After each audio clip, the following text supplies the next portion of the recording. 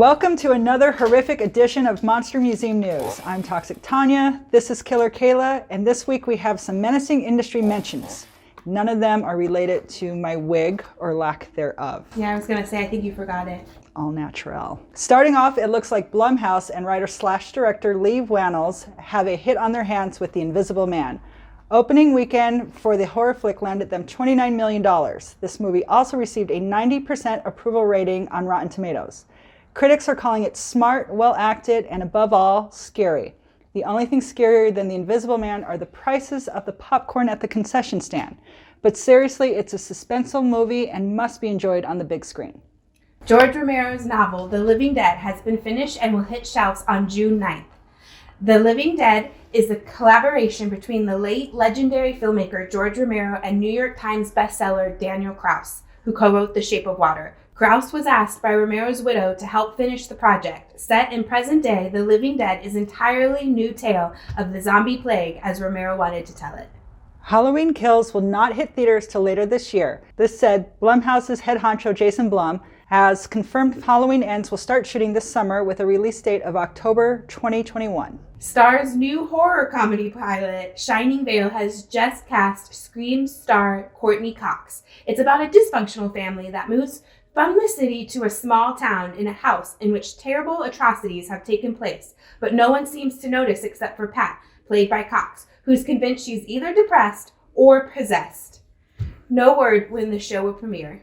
We are excited to announce our next in-store signing here at Tom Devlin's Monster Museum. On Saturday, April 4th, Lisa Wilcox will be in store from 12 to 4 p.m. to sign autographs and take photos with fans. Lisa has played Alice Johnson in Nightmare on Elm Street parts 4 and 5. This is definitely something you don't want to miss. And remember, the line for such appearances usually is around the door, so arrive early. Don't forget, it is also an opportunity to rub elbows with Mr. Devlin and Killer Kayla. We are kind of a big deal. Tom went to see his favorite horror punk band, Chainsaw Fight, as well as world-famous nerd rapper MC Chris this week. Let's check it out. Hey guys, I'm here at the Dive Bar in Las Vegas, Nevada. We're here to see the greatest band that ever existed on Earth as the cracks from hell open up and out comes Chainsaw Fight. And they are opening for one of the coolest nerd rappers you've ever heard, MC Chris. And you're gonna see it all here tonight on Monster Museum News. You guys like Monster Squad? That's a good idea. I saw it in the movie theater. Well, that's completely unrelated.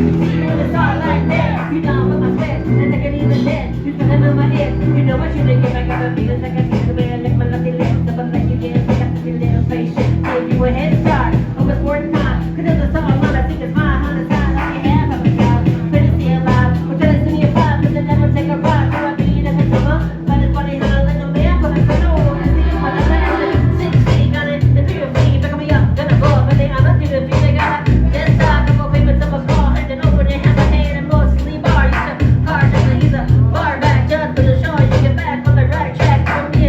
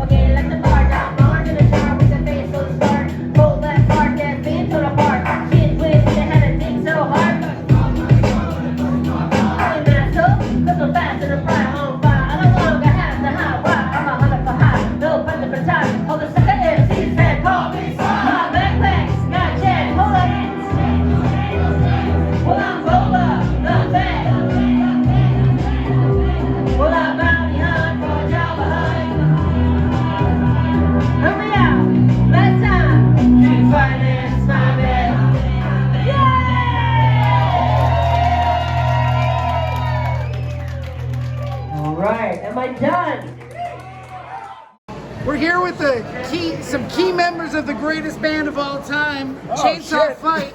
I thought we were about to take a photo, but How was it here performing at the dive bar? Have you got what's your experience? It was a good show. I had fun tonight. better than any other normal performance of the Nobody dive bar. got cracked in the head with a bottle. Yeah, nobody got cracked in the head with a bottle. Nobody got stabbed in the neck. You got a pen? Anyone got a pen? No. Go. What? That guy, that guy is our pig-faced chainsaw guy. He doesn't know what the fuck he's doing. He attacks us, and it's terrible. And then we're trying to do this, get a little recording here, and he walks right through. It's pretty bad. But it was Fun. Yeah, it was a really fun show. Yeah. So next time you guys are in Las Vegas, come see the best, the worst, the most insane punk rock horror show. Chainsaw Fight! Now that's a good time. Myself and Killer Kayla would like to wish a happy ghoulish birthday to Gunnar Hansen, who would have been 73. Gunnar played the original Leatherface in the 1974 classic movie Texas Chainsaw Massacre. Speaking of Leatherface, you should see The Guy I'm Dating. It's almost as scary. In advance of their film Saint Maud, A24 is partnering with AMC Theaters for the She Is Risen event, a month-long religion-themed horror screening event. AMC says we're celebrating a handful of female-fronted horror that have haunted us for years. She Is Risen is a 4-week event with classic horrors back in theaters. The event will include The Exorcist, Rosemary's Baby, and The Conjuring. The event will start March 13th. Check out AMC websites for ticket info. Casting is currently underway on the CW's second attempt to turn The Lost Boys into a series. There is a new pilot set to start with Brandon Cook, Lincoln Yunes, and Ruby Cruz. Deadline is reporting that Rochelle Aites from Trick or Treat has just joined the cast. She will be playing a version of Diane Weist's character in the film. Speaking of The Lost Boys, has anyone seen Corey Feldman lately? Godzilla vs. Kong just had its first positive test screening. Comicbook.com just confirmed that a test screening took place last week with great reception from the crowd. This version is based on the Godzilla by Toho and King Kong by Edgar Wallace and Maren Cooper. Produced by Adam Wingard and starring Alexander Skarsgård, this Clash of the Titans will hit theaters Thanksgiving of 2020. Screen Rant has released its list of best horror films currently on Netflix. This list includes Death Note, The Silence, and Stephen King's Gerald's Game.